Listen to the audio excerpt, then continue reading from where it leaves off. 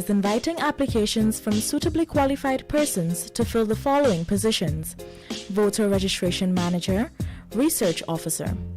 Applications must be signed by the applicant and include a detailed curriculum vitae along with 2 recent letters of recommendation. Envelopes should be clearly marked Vacancy for and addressed to Chairman, Guyana Elections Commission, Lot 41 High Street, Kingston, Georgetown. Electronic applications must be signed by the applicant and should be sent via email to applications@gcom.org.gy. Interested applicants can visit GCOM's website at gcom.org.gy/home/vacancies to access the detailed job description. Closing date for submission of applications is Thursday, 25th of November, 2021. Guyana is now a full-fledged oil-producing nation. But how much do you know about this valuable yet finite resource? On our radio program, Guyana's Oil and You, we strike at the heart of every issue with informed views and credible data. The time is now for you to arm yourself with insightful knowledge on your oil wealth.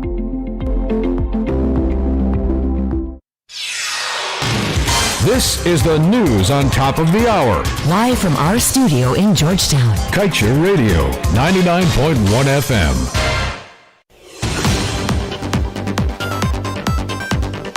Good evening. Welcome to this evening's newscast in Kaieteur Radio. I'm Kevin Smith. Without further ado, let's get to the news in detail.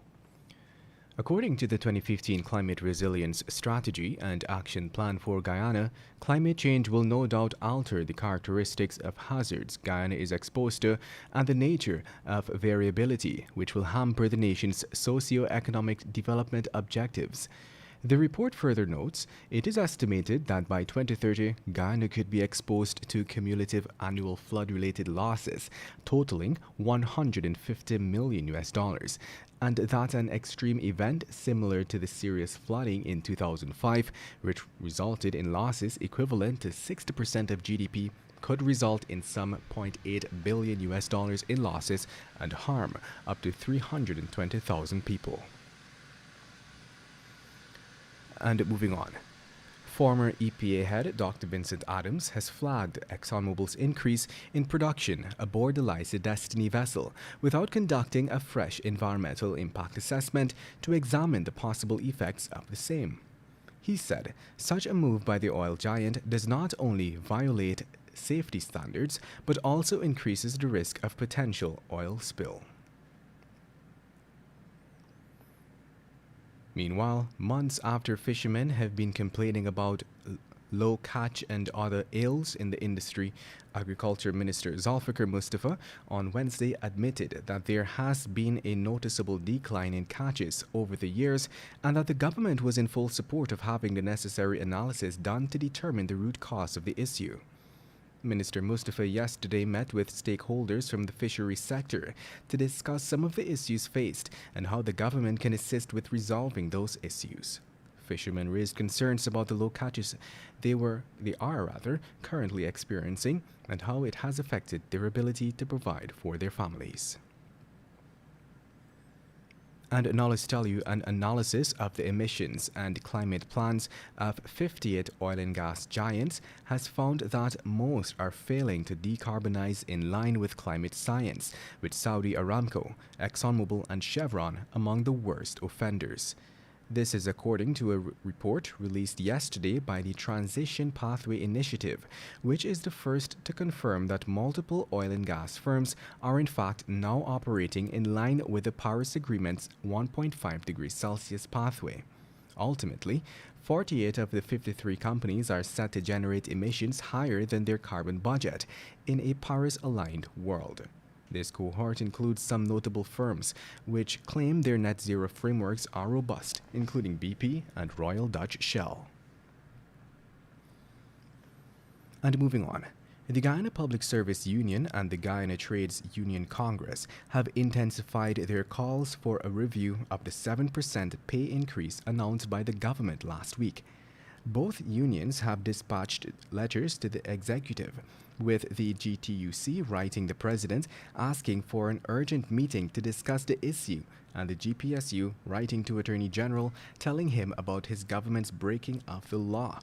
Last Thursday, the Irfan Ali government announced a mere 7% across-the-board salary increase for public servants, retroactive from January 2021.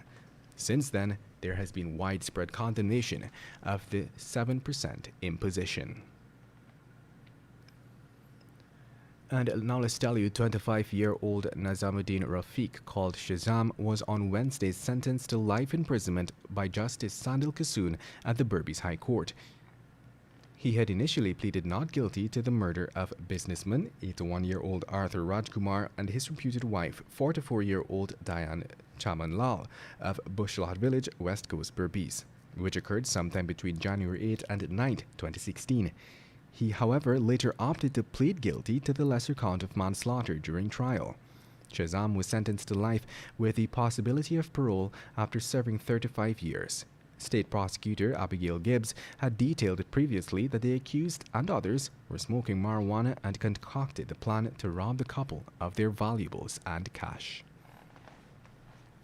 And to wrap things up this evening, let's tell you that a fish vendor, Gildat Ramutar, was last Saturday robbed of $900,000 moments after being warned that persons were plotting to attack him. Charged for the offense is a 25-year-old Tito Prescott, a father of two of Meadowbank, Georgetown, who denied the charge. The court heard that around 6 hours, Ramutar was at the wharf with his truck selling fish when his friend approached him and informed him that he overheard Prescott and another man plotting to rob him. Shortly after, the defendant, in the company of another, armed with a gun, confronted Ramutar. The court heard that Prescott's alleged accomplice pointed the firearm at Ramutar, while Prescott reportedly pushed his hand into the man's pocket and removed his money before making good his escape. And with that, we've come to the end of this evening's newscast. I'm Kevin Smith. Thank you for listening. Coming up next is a short presentation from the publisher of the Kaieteur News, Mr. Glenn Lal, followed by the National Outlook with GHK Lal, and at 19:20, Guyana's Oil and You with editor at Kaieteur News, Ms. Kiana Wilberg. Want value for your advertising dollar? Then place your ads on Kaieteur Radio's newscasts. Streamed live on 6 different mediums, reaching hundreds of thousands